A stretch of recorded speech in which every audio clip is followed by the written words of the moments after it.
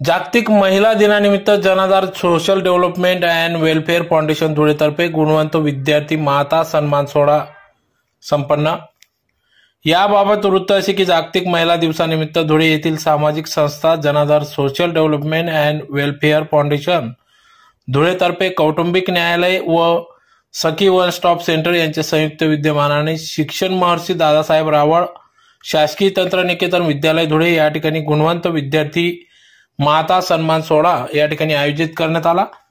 या कार्यक्रमात कौटुंबिक न्यायालय धुळे येथील न्यायाधीश माननीय स्वर्णिता बाळासाहेब महाले या अध्यक्षस्थानी होत्या, तर सदर कार्यक्रमाला प्रमुख उपस्थिती म्हणून शिक्षण महर्षी दादासाहेब रावळ शासकीय तंत्रनिकेतन धुळे येथील माननीय प्राचार्य डॉक्टर R.G. वाडेकर सर, कौटुंबिक न्यायालय धुळे येथील समुपदेशन अनुराधा खरात मॅडम, सखी वन स्टॉप सेंटर धुळेच्या केंद्र व्यवस्थापक रोहिणी महाजन, तसेच शिक्षण महर्षी दादासाहेब रावळ शासकीय तंत्रनिकेतन धुळे येथील महिला तक्रार निवारण समितीच्या अध्यक्षा श्रीमती नयना चंद्रकांत बोरसे, महिला तक्रार समितीच्या सदस्य माननीय वसुंधरा बोरकर, धुळे जिल्हा व सत्र न्यायालय येथील विधी तज्ञ ॲडव्होकेट अमितजी दुसाने आदी मान्यवरांच्या उपस्थितीत सदर कार्यक्रम पार पडला। तर या कार्यक्रमाची सुरुवात दीप प्रज्वलन करून करण्यात आली। कार्यक्रमात शिक्षण महर्षी दादासाहेब रावळ शासकीय तंत्रनिकेतन धुळे येथील जे गुणवंत विद्यार्थी आपापल्या विभागामध्ये प्रथम द्वितीय तृतीय आलेले होते त्या विद्यार्थ्यांचा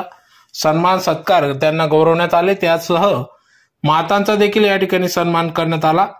कार्यक्रमाचे प्रास्ताविक जनाधार सोशल डेव्हलपमेंट वेलफेअर फाउंडेशनचे अध्यक्ष ॲडव्होकेट शीतल जावरे यांनी केले, तर प्रास्ताविक करताना त्यांनी संस्था कार्य करत असलेल्या वेगवेगळ्या उपक्रमांची माहिती दिली।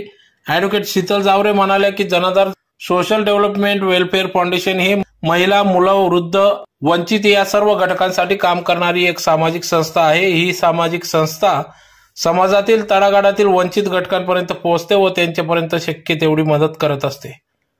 वेळोवेळी संस्थेमार्फत वेगवेगळे उपक्रम आयोजित केले जात असतात, त्यातलाच एक भाग म्हणून आज सदर हा कार्यक्रम घेण्यात आला। आजच्या कार्यक्रमामध्ये एक वेगळ्या पद्धतीचा कार्यक्रम आज आयोजित करण्यात आला, ज्यात प्रामुख्याने विद्यार्थ्यांच्या सोबतच त्यांच्या मातांचाही या ठिकाणी सन्मान करण्यात आला। तदनंतर सदर कार्यक्रमाचा मुख्य आकर्षण असलेले गुणवंत विद्यार्थी माता सन्मान सोहळ्यातील सत्कारार्थींचा सत्कार माननीय कार्यक्रमाचे अध्यक्ष तसेच प्रमुख अतिथींच्या मान्यवरांच्या उपस्थितीत करण्यात आला।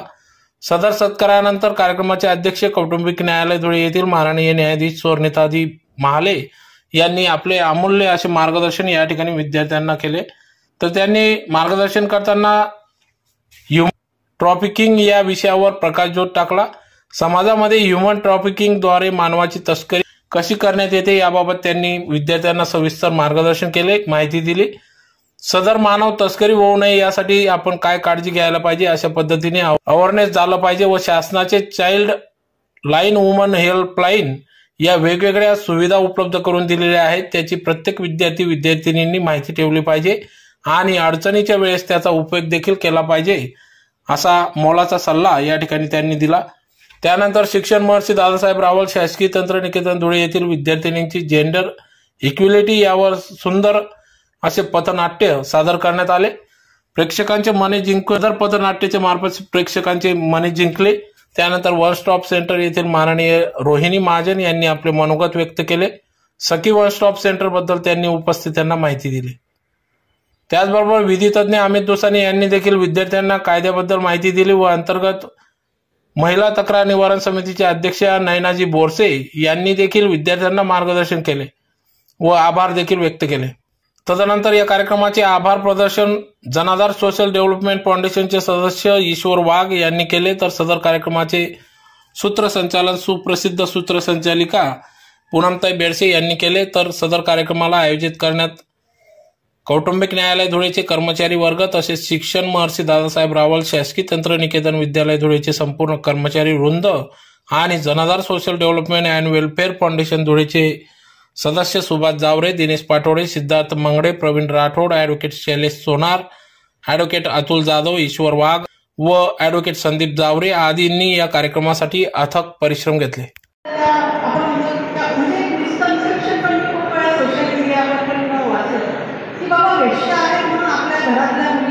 सुरक्षित आहे खरं कसं आहे का?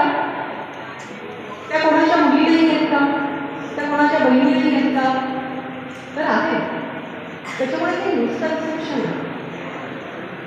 त्यांच्याकडे नंतर पर्याय आता समजा मला सांगा तुम्हाला की बाबा मी इथे 2 मुली आम्ही उभ्या केल्या की ह्या आम्ही तिथे कोठ्यामधून सुरक्षित बाहेर काढलेल्या आहे, त्यांना तिथे परत जायचं नाही, त्यांच्यावर जबरदस्ती झाली होती. तुम्ही कोणी तुमच्या घरी ठेवायला का मला, कोणी व्हायला तयार. आता ह्या मॅडम सोशल करतात, तुम्ही तरी ठेवायला मिळवले नाही, 10 वेळा विचार करतात. आणि त्याचमुळे काय होतं, त्यांचं रिहॅबिलिटेशन हे का महत्त्वाचं असतं, कारण त्यांच्यासाठी परतीचे दरवाजे बंद झालेले असतात. आणि ज्या वेळेला तुम्हाला म्हणजे तुम्ही इमान जर पाहिलं असेल तर एक जागरूक नागरिक काय करू शकतात याचं एक शेवटचं उदाहरण मी तुम्हाला देईल. आणि बांगलादेशच्या 3 मायनर मुली ट्रॅफिक झालेल्या होत्या आणि ज्याने ट्रॅफिक करून आणले तर त्या मुलीची वय होती 9, 11, 13 आणि एक होती 10 वर्षाची. अशा या एक ग्रुपमध्ये ह्या 4 मुली होत्या. त्या 4च्या 4 बांगलादेशमध्ये ट्रॅफिक करून आणलेल्या होत्या. तो ट्रॅफिक काय कस्टमर कोण आहे तिथे त्या मुलींना घेऊन जायचं. तर त्या मुलींना हे सगळं नको. पण बांगलादेशी मुली आपल्याकडच्या ज्या वेस्ट बेंगालच्या मुली बंगाली बोलतात आणि त्या बांगलादेशच्या मुली बंगाली बोलतात, तुम्हाला सवय आहे त्यांच्या बंगाली बोलण्यामधला फरक पण नंतर लक्षात घ्यायला लागतो. तर त्या मुलींना तिथून जायचं पण 13 वर्षाची सगळ्यात मोठी मुलगी होती. तर तुम्ही विचार करा की त्यांनी काय करायला पाहिजे. पण सीएसटी स्टँड याच्यावर तो जेव्हा ट्रॅफिकचा त्यांना घेऊन गेला त्याला एक फोन आला आणि तो फोनसाठी फक्त असा वळाला आणि त्या मुली तिथून पळाल्या. तर पळाल्यानंतर बाजूला एक मुलगी उभी होती, तुमच्यासाठी कसं एखादी विद्यार्थी त्याला त्या काहीतरी सांगायचा प्रयत्न करत होत्या, पण तिला त्यांची तोंडाली कळत नव्हती. फक्त तिच्या एक लक्षात आलं की काहीतरी प्रॉब्लेम आहे. तिने काय केलं, सीएसटी आपल्याला माहिती शेवटचं रेल्वे स्टेशन एक लोकल खुशाल घेऊन ती त्या मुलींना घेऊन त्या डब्यामध्ये चढली. तिने त्यांना सांगितलं की मला कळत नाही आहे, पण तिने त्यांना ठाणा म्हणाले रेल्वे पोलीस चौकी कुठे आहे आणि त्या मुली त्या पोलीस चौकीवर गेल्यावर पोलिसांनी तात्काळ कारवाई केल्यामुळे तो ट्रॅफिक प्लॅटफॉर्मवरच पडला. आता तुम्हाला हे उदाहरण सांगत असताना हे सांगते की तुम्ही विचार करा, जेव्हा आम्ही मेडिकल चेकअपसाठी मुलींना पाठवलं 13 वर्षाची मुलगी भेटली आणि तिचा माझा तो एक प्रश्न तिने मला विचारला तो आजही माझ्या कानामध्ये ह्याच्यासाठी म्हणतो की मी झाले त्या मुलीला मी काय उत्तर ती मला म्हणाले की बोले मॅडम मैं वो अंकल को बोला कि अंकल आप तो मेरे डैडी से भी बड़े हैं, ऐसा क्यों करते हैं, तो क्यों ऐसा किया काय होतं. तर म्हणून मी आपले मिसकन्सेप्शन आहे तर हे आपण काढलं पाहिजे. ते कुणाच्याही बरोबर होऊ शकतो. कुठल्याही वर्गातला असू द्या, गरीब असू दे, श्रीमंत असू दे, मध्यमवर्गीय असू दे, हा कुठल्याही प्रॉब्लेममध्ये अडकू शकतो. त्याचं दुसरं कारण काय, कंपॅरिझन करू नका. एखाद्या आपल्याला मी राजवर्धन पाटील आम्ही नजरांचे देशवाक मी व माझ्या ग्रुपचे मुलगा मुली समानता या विषयावर एक नाट्य सादर करणार आहोत. Ladies and gentlemen, we are gathered here to emphasize the attention towards gender equality, where gender equality is not only the merely issue of women but also human issue, and we have to collectively commitment towards it and so get the solution of it. मुलगा मुली समानता ही सध्या काळाची गरज झाली आहे, म्हणून आम्ही सर्व मिळून तुमच्या समोर नाटक सादर करत आहोत. या नाटकाचे पात्र आहेत मुलीची कनिष्ठा, मुलीचे वडील शैलेश, मुलीची आई मोनाली, मुलीची काकू कोमल, मुलीची मावशी अनन्या आणि मुलीची बहीण नंदिनी.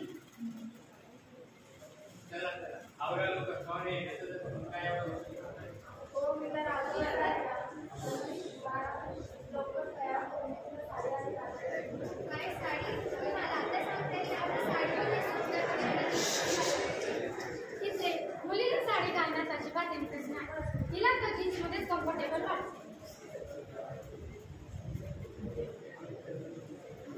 अरे वा, मुलाकडचे म्हणतात मुलीचे संस्कार आवर पटकन, मी तुला मदत करते, तयार होण्यास नको तुझी नात. नुसती जबरदस्ती करतात. बरं, होते मी तयार.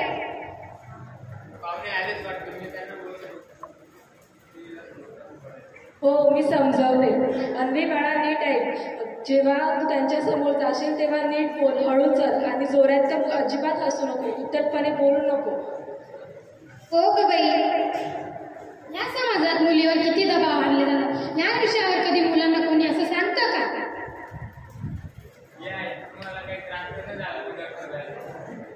या पाठात मुलाचे कुटुंब, मुलगा दक्ष, मुलाचे वडील ऋषिकेश, मुलाची बहीण लीना, मुलाची आई तेजस्विनी, मुलाची आत्या सेजल आणि मुलाची काकू मयुरी आहे. अजिबातच नाही, खूपच सोपा होता पत्ता.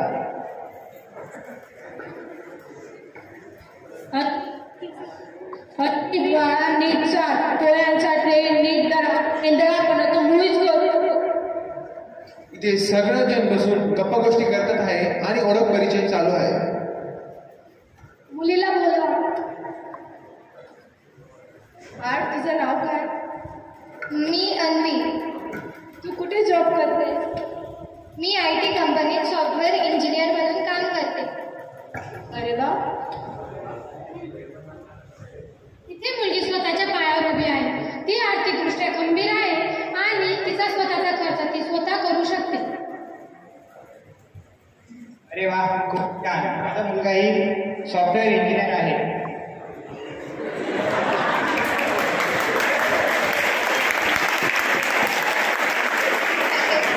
काय पॅकेज आहे अन्वीला? मला 13 लाख. आज तुझे नाव काय? तुला किती पॅकेज आहे?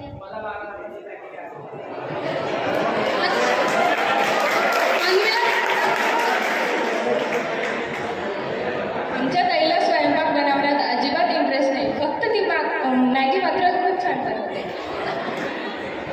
मग कशात इंटरेस्ट आहे अन्वीला? मला स्पोर्ट आणि स्टॉक मार्केटिंगमध्ये इंटरेस्ट आहे. मला कम्प्युटर हॅकिंग येते. आणि हो, माझ्या ताईला बाईक रायडिंग खूप आवडते. आदित्यला कोणत्या कामात इंटरेस्ट आहे? माझ्या दादाला कुकिंग छान जमते.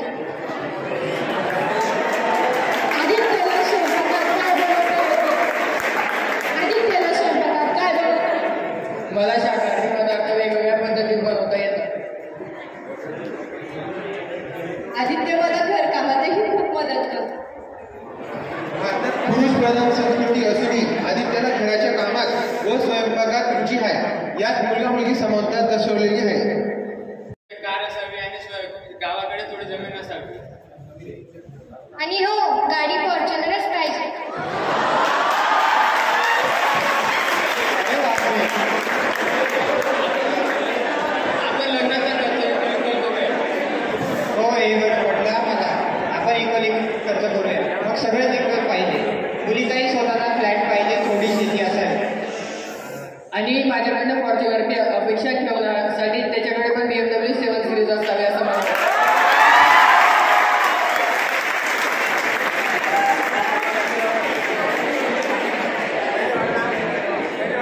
भारतात जर आपण मुलीकडच्यांची अपेक्षा गृहीत धरत आहे तर मुलांनी अपेक्षा करणं हे काही गेअर नाही. पण मुलीचं तुमच्याच घरी येणार याची गरज नाही.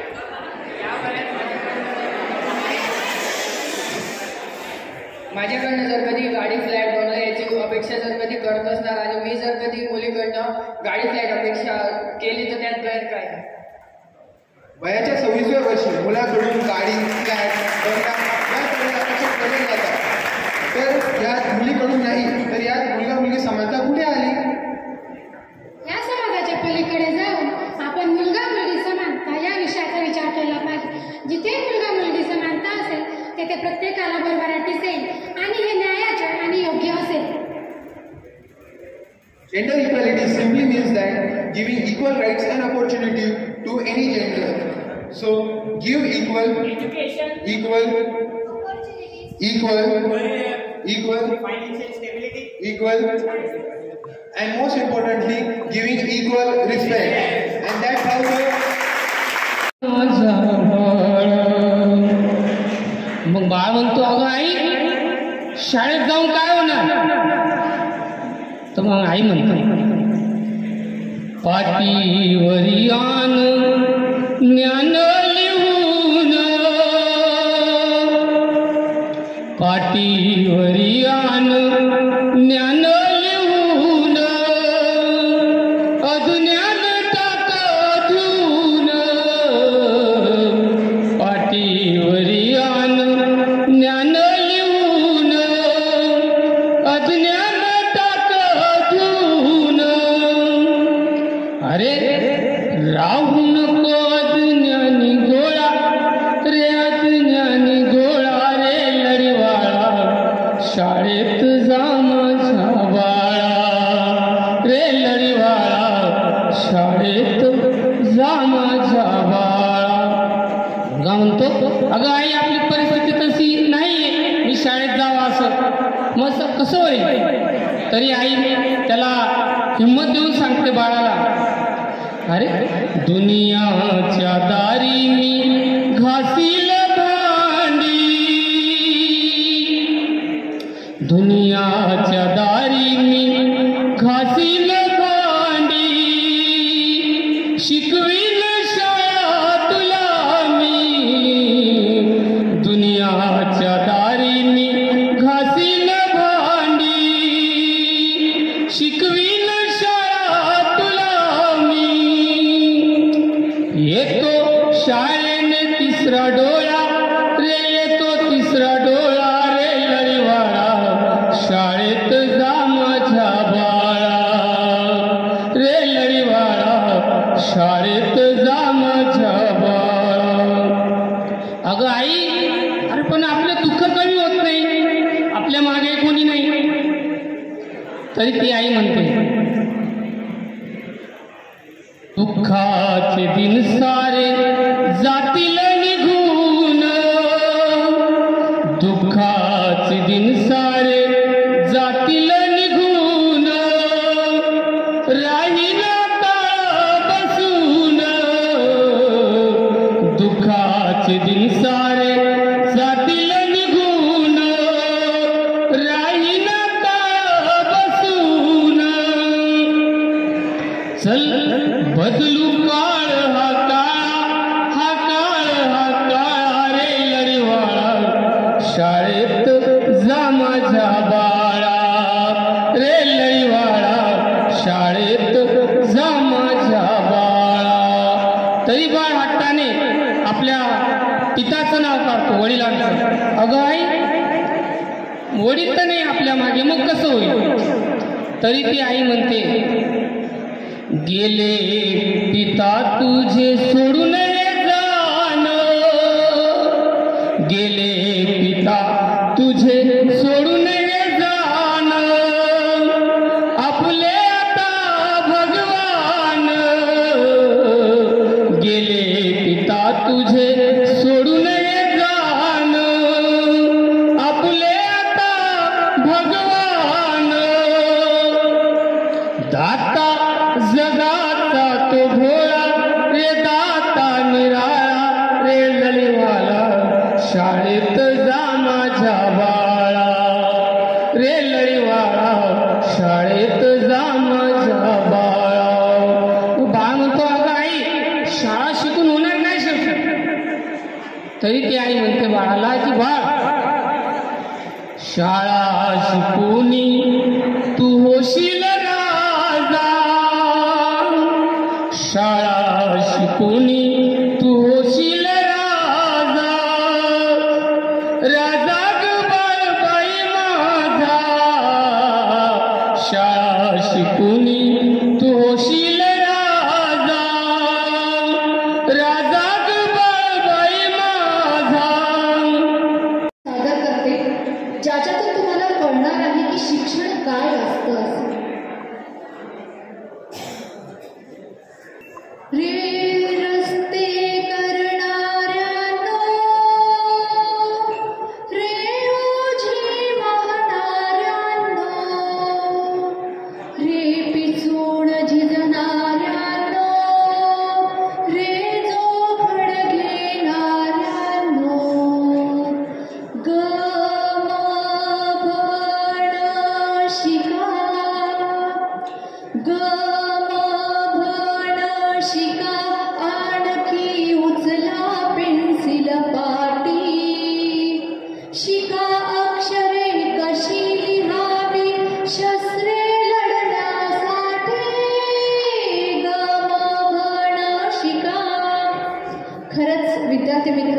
आवर्जून सांगावंसं वाटतं, आम्ही सुद्धा कोणाच्या तरी आई आहोत. तुमच्या आईच्या कष्टाला तुम्ही जागलं पाहिजे, खूप सारं शिकलं पाहिजे. शिका, खूप मोठं व्हा आणि आपलं नाव जे आहे ते सगळीकडे उज्ज्वल करा. ओळख करून दिली सखी वन स्टॉप सेंटर. तर सखी नावामध्येच आपल्याला येतं की सखी म्हणजे मैत्रीण. तर आता वन स्टॉप सेंटर सखी म्हणजे मैत्रीण म्हणजे मुलांसाठी नाही, हे असं आहे का? मुलं तितके असे सिरियस दिसत नाही आहे मला इकडे. आता वर्गामध्ये असताना टीचर जसं शिकवतात तितकं सिरियसनेसने आमची अपेक्षा नाही, परंतु आम्ही थोडीफार काही माहिती देत असतो ते तुमच्या भविष्यासाठीच आहे असं मला वाटतं. आणि तुम्ही सोसायटीचे चांगले घटक आहात. तुमचं नक्की सुजाण नागरिक म्हणून कर्तव्य आहे की आपण समाजामध्ये वावरत असताना आपली काय कर्तव्य आहे. एखाद्या महिलेची बालकाची कशा पद्धतीने जर त्रास दिला जात असेल तर तिला प्रोटेक्शन करायचे, तिला संरक्षण करायची जबाबदारी आपल्यावर असते. मग फक्त मुलींवर असते का स्वतःला सावरायचं? नक्की मुलांची देखील असते की आपण मिसयूज नाही करायला पाहिजे तिचा. वन स्टॉप सेंटरबद्दल मी तुम्हाला असं सांगेन की वन स्टॉप सेंटर म्हणजे एका छताखाली एखाद्या महिलेला सर्व प्रकारची सुविधा जी असते ती बेसिक सुविधा ते देण्याचा प्रयत्न केला जात असतो. जर तिच्या विरुद्ध काही अत्याचार झालेला असेल तर त्या अत्याचाराविरुद्ध तिला काय काय गोष्टींना फेस करावं लागतं. पोलिसांची मदत घ्यावी लागते, वकिलांची मदत घ्यावी लागते. त्यानंतर तिला जर घरातून बाहेर काढून टाकलं असेल तर निवाऱ्याची मदत घ्यावी लागते. तर तिला अशा 4 ठिकाणी वेगळ्या ठिकाणी फिरायला नको पाहिजे म्हणून केंद्र सरकारने ही योजना जी आहे ती चालू केलेली आहे. तर वन स्टॉप सेंटरच्या खाली तिला एका छताखाली तिला काउन्सिलिंग केलं जातं, समुपदेशन केलं जातं, पोलिसांची मदत मिळू शकते, वकिलांची मदत मिळू शकते आणि तात्पुरता निवारा दिला जाऊ शकतो. मग तात्पुरता निवारा का द्यावा आपण? उदाहरणार्थ घरामध्ये काही भांडणतंटा झालेला असेल, दारूच्या नशेत म्हणा, व्यसनाच्या नशेत म्हणा, त्या व्यक्तीने त्याच्या बायकोला मुलांना घराच्या बाहेर टाकून दिलेलं असेल आणि त्या महिलेचं माहेर जे असेल ते बाहेर गावी असेल. मग जोपर्यंत तिचे पालक असतील आपल्यापर्यंत पोहोचत नाही तोपर्यंत तिने कुठं जावं, रस्त्यावर ती थांबू शकत नाही, पोलीस स्टेशनला थांबू शकत नाही. तर अशा वेळेला वन स्टॉप सेंटरमध्ये 5 दिवसाचा तात्पुरता निवारा ती घेऊ शकते. त्या निवाराच्या दरम्यान आपण तिचं काउन्सिलिंग करून घेऊ शकतो, तिची मानसिक स्थिती समजून घेऊ शकतो आणि तिला मदत करू शकतो. मग हे सगळी सुविधा आपल्याला एका छताखाली मिळतील, परंतु कुठे मिळतील? तर याचा पत्ता आहे सखी वन स्टॉप सेंटर, जुने जिल्हाधिकारी कार्यालय आवार, जिल्हा कोषागारच्या समोर. किंवा तुम्हाला आमची मदत तातडीची मदत हवी असेल तर तुम्ही 181ला डायल करू शकता.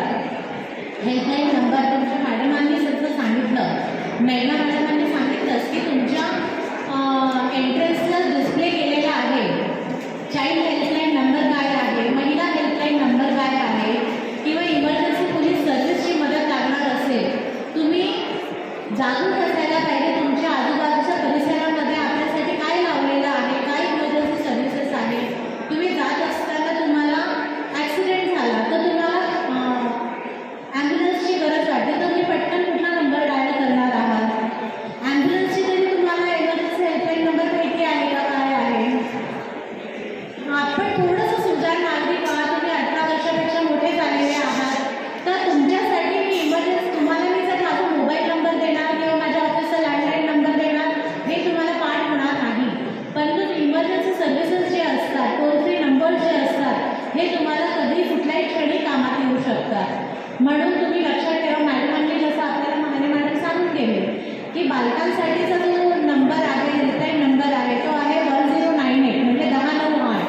मग तसं महिलांसाठीचा एक नंबर आहे तो म्हणजे 181 181. तुम्ही कुठल्याही घरातल्या कुठल्याही कानाकोपऱ्यात बसून तुम्ही हा नंबर डायल करू शकता 181 आणि तुम्हाला तात्काळ मदत मिळू शकते. तुम्हाला जर असं वाटत असेल की खूप हाणामारी होते आहे, आत्ताच्या आत्ता मला पोलिसांची मदत हवी आहे, तर 112 या नंबरला डायल करून तुम्हाला लगेच ताबडतोब 10 मिनिटाच्या आत पोलिसांची मदत ही उपलब्ध होऊ शकते. म्हणून तुम्ही इतके सतर्क राहा. तुम्हाला जर आजूबाजूला दिसत असेल की आपला शेजारी कुठं अत्याचार होतो आहे, महिलांवर असेल किंवा बालकांवर असेल, तर तुम्ही स्वतः पुढाकार घेऊन तुम्ही त्यांना मदत करू शकता. आणि असं टेन्शन घेतलं की आता मी फोन करेल आणि यांना समजेल कोणी कंप्लेंट केली वगैरे असं ज्यांनी कंप्लेंट केलेली असते किंवा ज्यांनी तक्रार केलेली असते त्यांचं नाव जे आहे ते गोपनीय ठेवलं जातं. परंतु फेक म्हणून माझे 2 शब्द संपवतो. सगळ्यांसाठी काम करणारी अशी ही संस्था आहे आणि हिचं जे काम आहे मागील 3 ते 4 वर्षापासून चाललेलं आहे. जर रजिस्टर आहे आमची संस्था, कायदेशीर पद्धतीने तिचं कामही चाललेलं आहे. त्यात नेमके कामं काय आहेत तर आपण काय करतो की जे आपण आधी म्हणत असतो घटना घडल्यानंतर सगळे कायदे आहेत, काय करायचं, कुठे जायचं, कुठल्या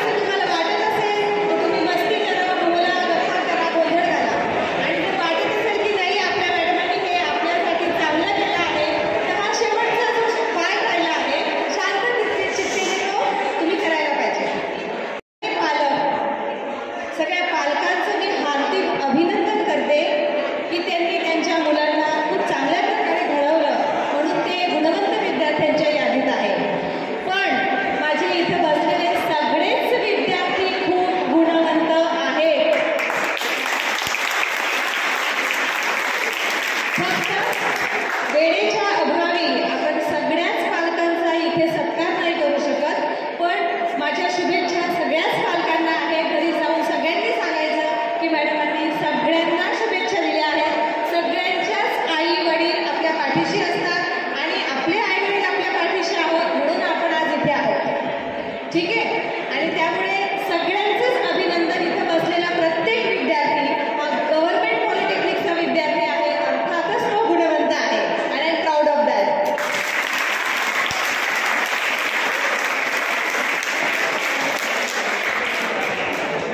सगळे पालक वेळात वेळ काढून इथं आले त्याबद्दल मी त्यांचे पण खूप आभारी आहे. कौमुदी कुठे आहे? कौमुदी जी दारासमोर सुंदर रांगोळी काढलेली आहे ती माझी विद्यार्थिनी कौमुदीने काढलेली आहे. तिच्यासाठी पण जोरदार टाळ्या वाजवा. कोल्ड्रिंकचं वाटपचं कामही करते आहे. जे काही अँकरिंग होत होतं त्या मॅडम तुम्ही सांगितलं की जेंडर इक्वॅलिटी असते म्हणे, मग आता मुलींना शैक्षणिक संबंधित जेवढे तुम्ही आरक्षण मिळतं तेवढं मुलांना का बरं नाही मिळत?